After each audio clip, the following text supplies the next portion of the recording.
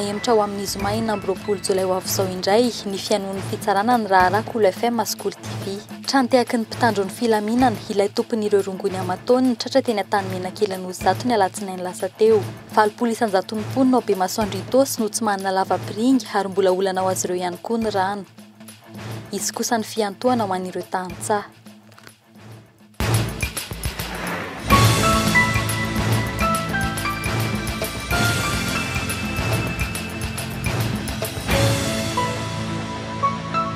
Ankafaliana trano tompoko lasy tompoko vavy ny tsidina ny tokantranonao amin'izao hariva izao. Manasanao indray iray naraka ny fampalalam-baovao eto amin'ny KOLO TV izay mariana trano moa fa mandeha mivantana amin'ny KOLO FM ihany koa. Vaovao eo amin'ny tontolon'ny serasera avy hatrano no mboantsika ny fampalalam-baovao. Nahemtry ny fitsarana ho amin'ny zoma 4 Jolay 2024 ny raharaha KOLO TV sy ny KOLO FM izay enjehin'ny ministeran'ny serasera amin'ny alalan'ny CSCA eny anivon'ny fitsarana ambaratonga voalohany ankehitriny. Ity raharaha ity izay efa nampiakarin'ny KOLO teny anivon'ny Conseil d'État tamin'ny volana Jona. Fanatediana avy hatrany. Niemtra herinandro ho amin'ny zoma 4 Jolay ho avy izao ny fiainoan'ny fitsarana ambaratonga voalohany etsy Anosy ny mpifanandrina amin'ny raharaha KOLO TV sy KOLO FM fanadihadiana sy fanaingazana ny fitaovany ity orinasa an-tserasera zandriny ity no ataon'ny ministeran'ny serasera ankehitriny ka ampiasain'ny sampandraram-pitsarana ambaratonga voalohany na dia efa eny am-pelantanan'ny Conseil d'État hatramin'ny volana Jona azy ity raharaha ity. Mampametra-pantaniana araka izany ny zava-mitranga ahina azo rariny ve ny KOLO TV sy KOLO FM noho ny taratasy ara-dalàna ananana dia atao aloha izay hanaingazana ny fitaovany mandra-pamoaka ny Conseil d'État nididi-pitsarana ary tsy miendrika fanaparam-pahefana ve ny hoe misy taratasy fahazoan-dalana ara-dalàna no siniavan'ny minisitra avy eo enjehina sy laviny indray rehefa niova ny tompony. Tsy vitan'izay fa maro ny tranga tsy ara-dalàna amin'izao fitorin'ny ministeran'ny serasera izao raha ny fanadihadiana natao. Toy ny taratasy fampiatsoana izay tsy ara-dalàna ihany koa no io taratasy io tsy nahitana afa-tsy ny ministeran'ny serasera raha tokony arahana amin'ny ministeran'ny fifandraisan-davitra izany no ny andraikitry ny omerte izay nanome ny fréquence ara-dalàna ho an'ny lisansa ampiasain'ny KOLO TV ankehitriny. Andrasana ny fivoaran'ity raharaha ity. Zay ary ny zava-nisy manana ny heviny ihany koa anefa manoloana izany ireo olon-tsotra sy mpanao politika mahakasika ity raharaha ity. Tsapa fa maro ny tsy mankasitraka ny fanidina ny hainao manjery KOLO mitatra ny mahakasika izay ny namana Marjona. Manao ririndasa tsy tsaroana avy eo ny mpitondra fanjakana ankehitriny sa fitiavana aty alaza ratsy amin'izay fitantanana ny hainao manjery eto Madagasikara izay. Mampalahelo, tena mampalahelo ary mampisendotra mihitsy ny maheno hoe akatona indray ny télévision na ny radio zay mba efa mpamisokatra amin'izao fotoana izao rehefa mbola dradradradraina mbola angatahana mbola izy koa fa ny sokafany nefa dia zao izay raha namahita indray mbola akasiparana sy ny fanaovana tsinotsinona mihitsy ny fahafahana sy ny demokrasia eto amin'ny tany sy ny firenena. Matoa ny fitondrana manakatona na mila vanina amin'ny hainao manjera dia tsy mazaka ny fahamarinana. Noho izany tsy pahanay amin'ny herinay rehetra rehefa mety endrika famoretana atao amin'ny hainao manjery satria izay intsony no afaka aneo ny zavatra misy eto amin'ny firenena raha ho akatona avokoa ny radio sy ny télé na ho tampenana vava avokoa ny mpanao gazety rehetra fa matoa tsy mazaka amin'ny fahamarinana dia tsy manao ny fahamarinana. Hoe akatona ny radio sy télévision KOLO dia tsy magaga zany. Efa fanao zany, fanao ny mpitondra fanjakana zany. Tsy mbola nahazo anatra tamin'ny tariho foana ve? Teo amin'ny tantara foana ve? Ny mpitondra anao fanovana dia tena mahagaga, mahatalanjona, mahaketraka. Tsy mpitondra fanjakana misy vaovao fa olona limpahefana. Ka tsy mety izay areno re tompoka areno zany fomba tsy mahomby zany ary miteraka korontana teo amin'ny tantara. Tsy hitako mihitsy izay hitenenana an'izany hoe akatona ny hainao manjery atsy, akatona ny hainao manjery atsy. Rehefa mahazo alalana izy amin'ny asa izay tokony ataony, ko manentana ny fanjakana mba tsy hiditra amin'izay lalana izay satria efa hita ny vokany tamin'ny fotoanandrony. Fanakatokatonana hainao manjery zany tsy mety mihitsy le atao amin'io satria manjary voatapom-bava zany ny olona. Ay zany ny olona mba haneho hevitra. Manoloana ny fikasana zany anakatona ny radio sy ny télé. Hevitra tena tsy mety mihitsy satria ny hainao manjery any zany fa atsika mivoy vaovao maro samihafa. Dikan'izany matsapa tena mihitsy zany zay vahoaka hoe tsy ampy ny serasera raha vao ny hainao manjery zany no kasaitsika ho sakanana. ny lalana makany amin'ny fifidianana fa atsika mivoaka amin'ny ity krizy lavareny diavy ny firenena ity. Miantso tompona andraikitra rehetra na mpanao politika na ny malagasy rehetra indrindra ny fitondram-panjakana mba hijoro amin'ny mampitondra azy hiaro ihany koa an'izany hoe fahaleovan-tena sy fiandrianam-pirenena malagasy zany. Any malagasy Madagasikara, ny malagasy no tokony ametraka hoe iza ny filoham-pirenena tiany. Io ny vahoaka no mitsara ny safidim-bahoaka ihany io. Rehefa ray amin'ireo telo ireo ny tiany ho lany dia ireo zany ny lany. Rehefa tsy ray amin'ireo avy aloha izay vahoaka no tsara izay olona tianay hitondra ny firenenay. Toy ny ilay vaovao mahakasika ny fahatratrarina zava-mahadomena ny alatsinainy lasa teo. Mpamatsorongony Gaiglay eto Andrenivohitra antsoina hoe Manandaza François 22 taona no tompon'antoka tamin'ireo rongony iray taona mahery tratran'ny polisy-pirenena farany teo. Teny Ampasapito no voasambotra ity lehilahy ity taorian'ny antso nataony tsara sitrapo sy ny fanaraha-maso ary ny fanamarinam-baovao rehetra. Naiky ity lehilahy ity fa izy tokoa ny tompon'ireo rongony 7 gony tratra teny an-tany Menakela Nosy 1 izay novidiany 7 alina sy 7 hetsy ariary. Efa tena piady ary mifindrafindra trano ity lehilahy ity ka nampanano sarotra ny fisamborana azy raha ny fanazavany ny polisy-pirenena.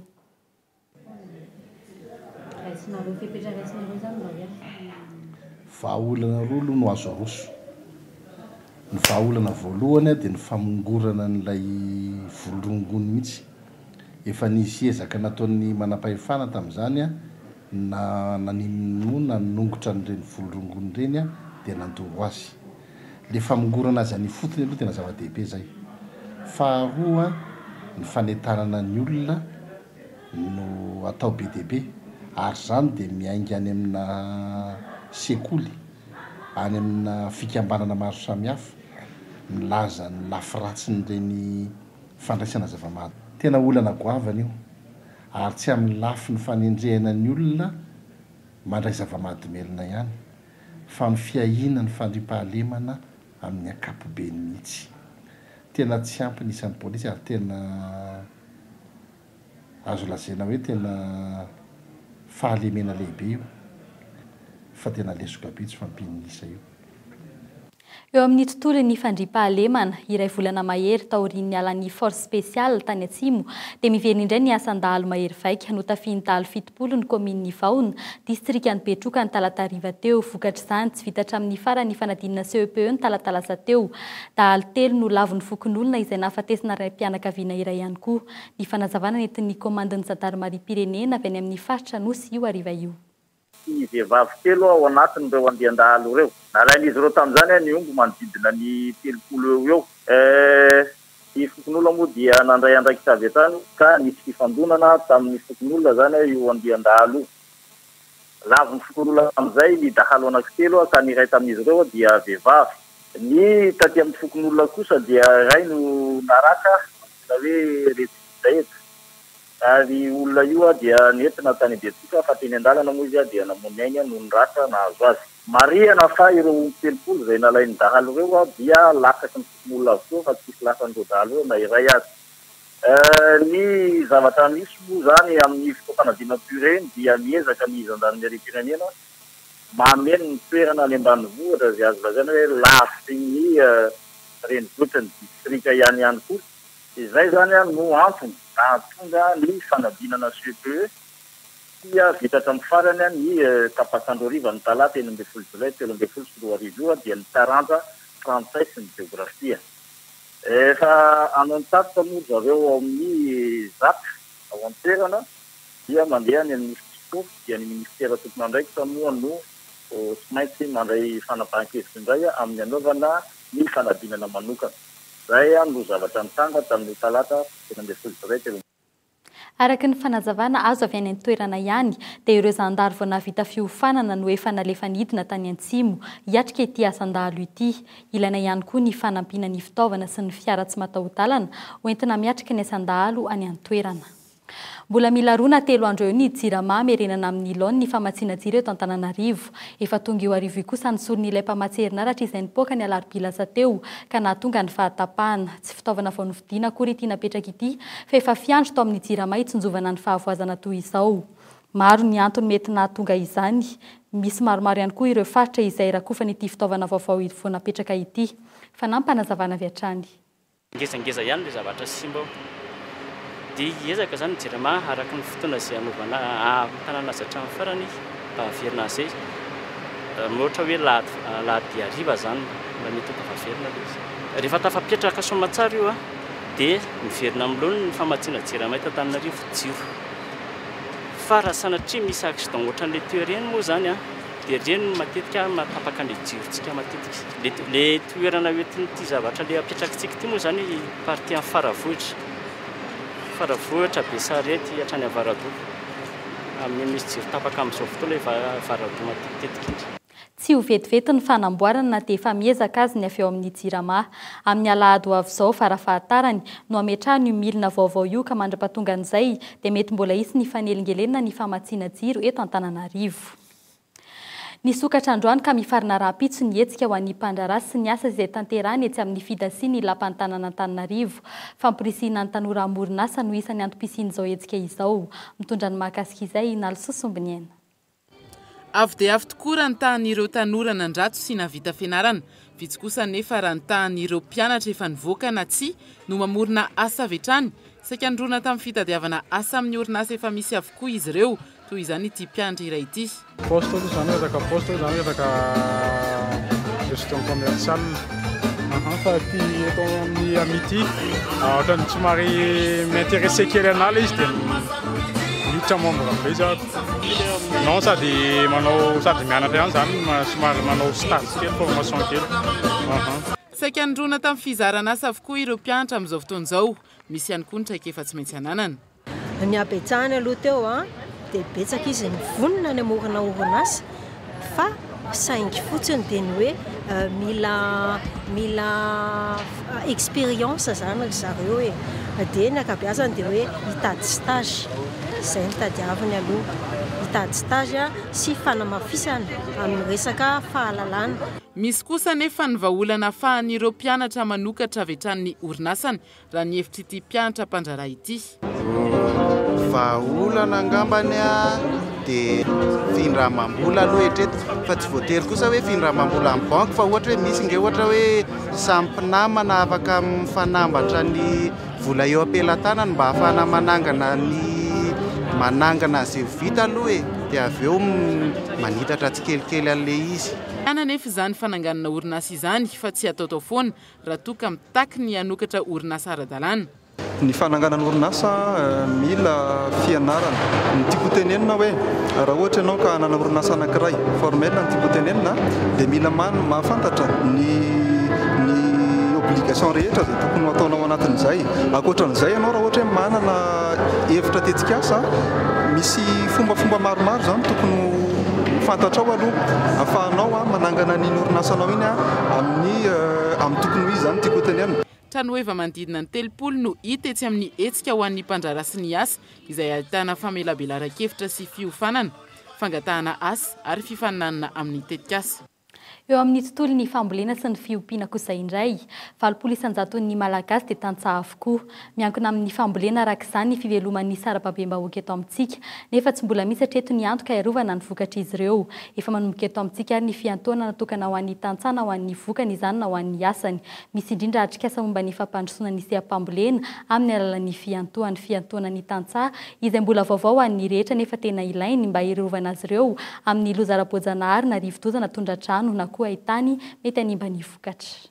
Raha jerena zany ny olona manana fiantoana rehetra ka misy fahavoazana dia anjaran'ny assurance no mijery azy manondra izay zavatra simba. Eo amin'ny assurance rehetrarehetra zany sy ny fiantoana sahala amin'izany koa ny vokatry ny tantsaha tokony mahay mijery amin'izay amin'izany tsika eto Madagasikara hoe ny vokatry ny tantsaha misy fahasombana indrindra ara-boajanahary dia tokony misy fiantoana.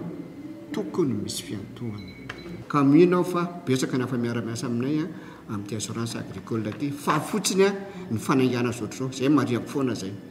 Efa tamin'ny taondasa ny tranobe ny tantsaha no efa nanao filazana fa asiana fiantoana natokana ho an'ny tantsaha. Efa nisy ihany koa ny fiarah-miasa tamin'ny knapsany amin'ny fametrahana ny retraite agricole. Vaovao eo amin'ny sosialim-bahoaka kosa indray na dia efa betsaka azy ireo ezaka natao tamin'ny fametrahana ny rano madio, fidiovana sy fanadiovana ho an'ny rehetra dia mbola maro ihany koa ny tokony atao sy andraisan'ny isam-batan'olona andraikitra. Izany indrindra no antony nametrahana ny mpikatroka eo amin'izay sehatra izay isaky ny distrika. Fanadihadiana nataony Ilta Asinjo. Mbola isan'ireo manana olana amin'ny lafiny rano madio fidiovana sy fanadiovana io ny eto amin'ny fokontany Ambohijafy amin'ny commune Bemasoandro Itosy. Ny 800 mponina amin'ity fokontany ity dia tsy manana lava-piringa avokoa any ka avarin'izy ireo any anaty lakan-drano na any amoron-drano ny maloton'izy ireo. Ny tena ilaina amin'ny faritra Ambohijafy ity zany dia ny WC public ny tena tsisy ety aminay. Olana ihany koa ny rano madio. Pompe io zao pompe ray zao ny anay fandombiasana io sady bassin no angalana rano dia milahatra be iny bidon io tapaka foana. Bidon zao no milahatra rano. Manomboka maraina amin'ny 4 zao io vo dia ndraindray tapaka izy amin'ny 9 dia hariva amin'ny 10 alina indray. Mirehefa amin'izy ireo ihany koa ao anatin'izany ny filohan'ny fokotany. Amin'ny alina ny olona maka rano fito paviny amin'ny sivy fa dia amin'ilay teny ilana hoe anasa lamba amin'ny atandro dia mijaly fa tsara fa ohatran'ilay mitete kely iny fotsiny rano. Ary eo amin'ny lafiny sapone. Misy faritra anankiroa tena faritra ifa dia tena 900 mponina tsy manana WC amin'ilay faritra ifa io.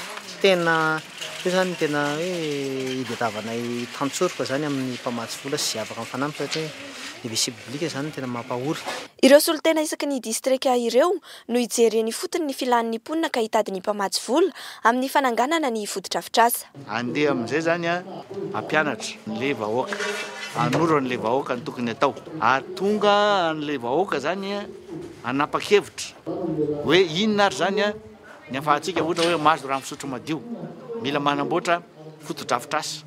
Ahoana ny atongavana amin'izay le hoe fahavitany ny fotodrafitrasa. Zany zay le lalana ray manontolo zay dia ao anatin'le komity. Fahatelo ny vovonana eny anivon'ny distrika tafapetraka ity teto Itosy ity tao aorian'ny any Ambohidratrimo sy Ankazobe.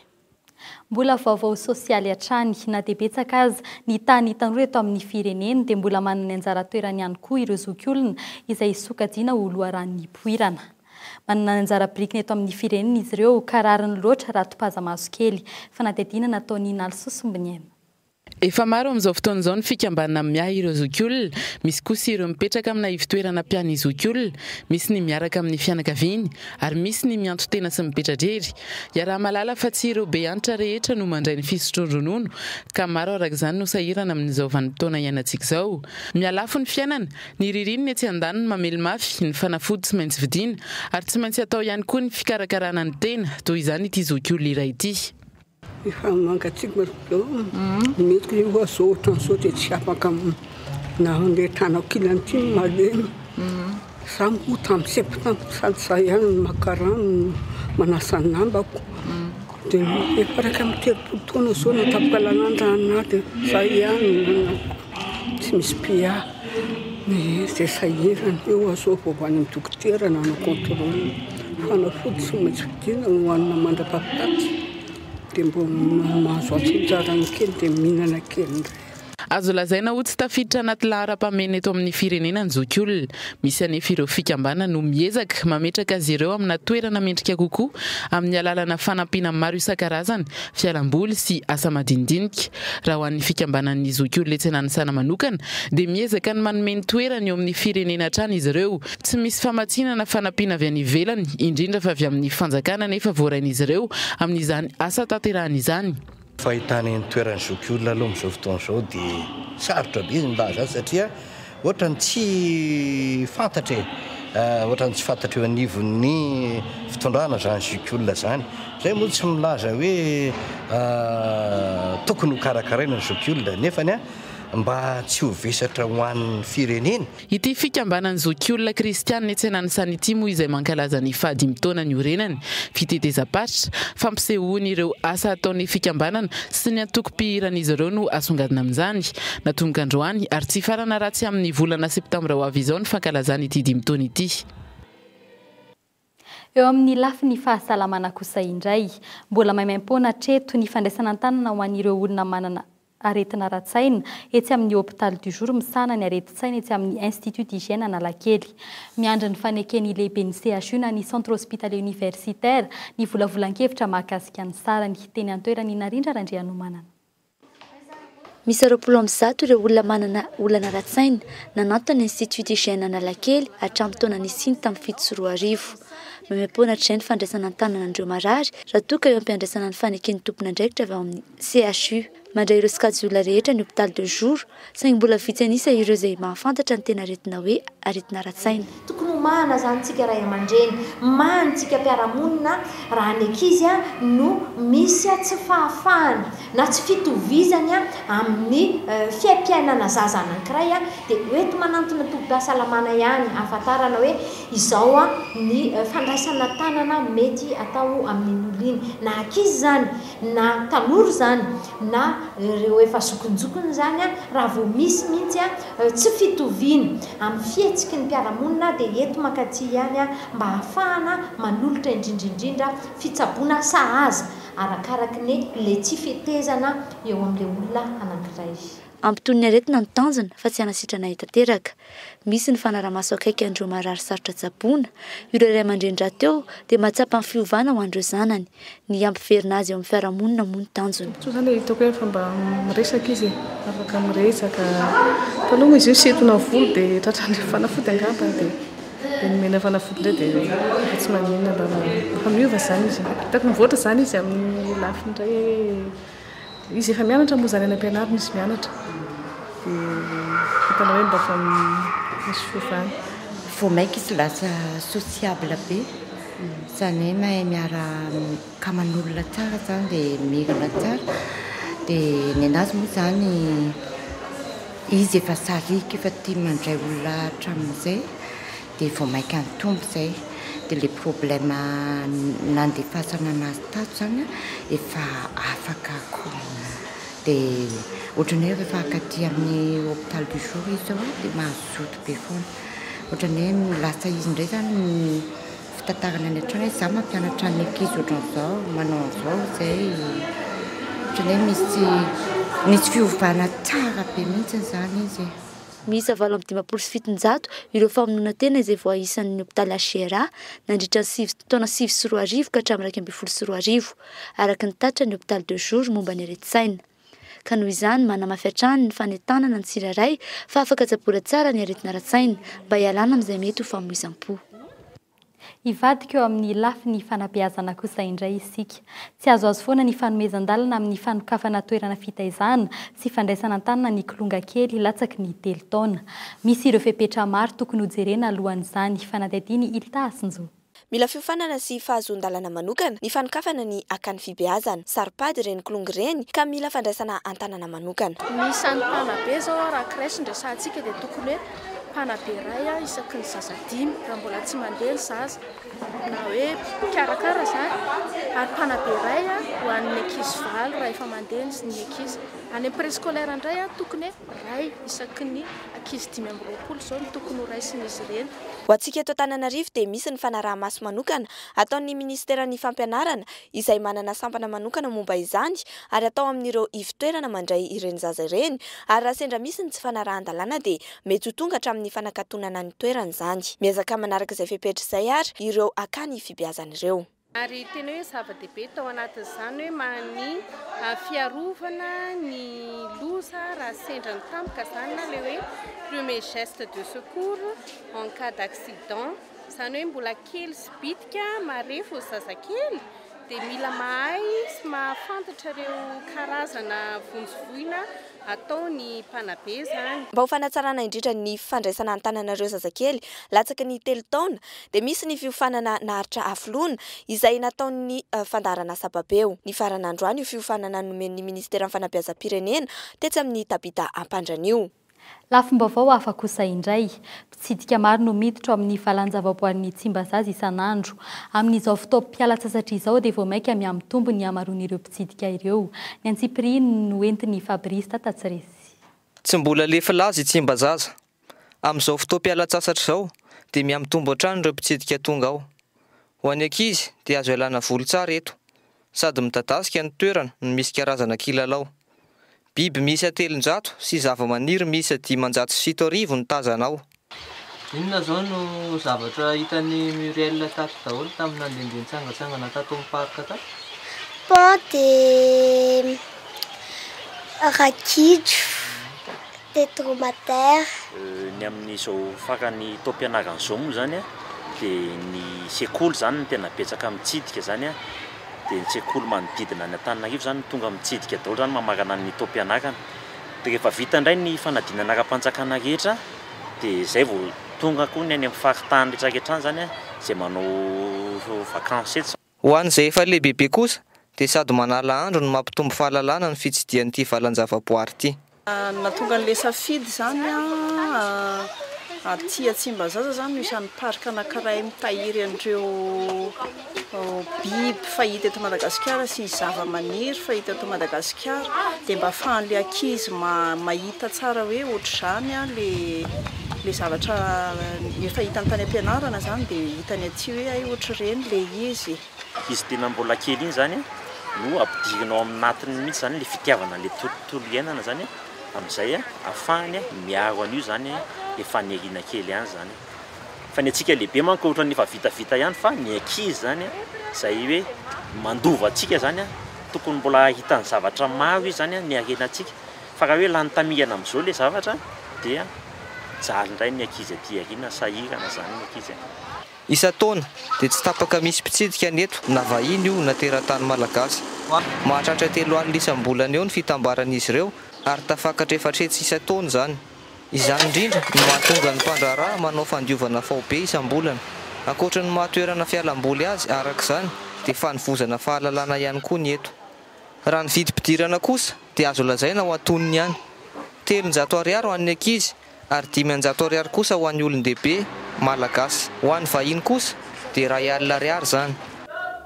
Mifarana treo iny fampalalam-baovao iny tomboky lasy tomboky vavy ho fanatsaran'ny fifandraisantsika dia misy ny laharatarby 034 07 888 02 ahafahanao mampita vaovao aty amin'ny sampana fampalalam-baovao mankasitraka anao ary nanaraka anay hatramin'ny farany veloma tompoko.